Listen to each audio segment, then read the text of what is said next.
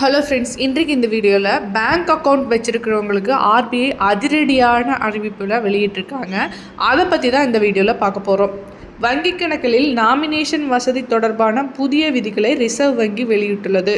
வங்கிகளில் உள்ள டெபாசிட் கணக்குகள், பாதுகாப்பான லாக்கர்கள் மற்றும் பாதுகாப்பான காவலில் வைக்கப்படும் பொருட்களுக்கு இவை பொருந்தும்.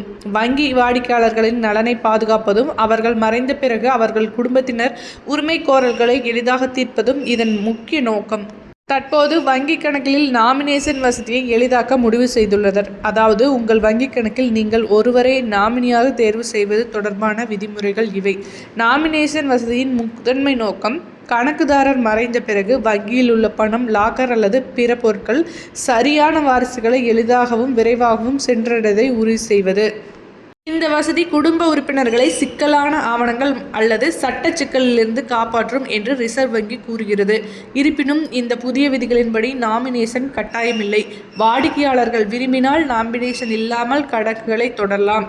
அதே போல் எஸ்பிஐ கார்ட்லேயும் மாற்றங்களை அனௌன்ஸ் பண்ணியிருக்காங்க. அதிகாரப்பூர்வ அறிவிப்பின்படி எஸ்பிஐ கார்டு நம்பர் 1 முதல் பல்வேறு பரிவர்த்தனைகளுக்கு திருத்தப்பட்ட கட்டணங்களை வசூலிக்கும்.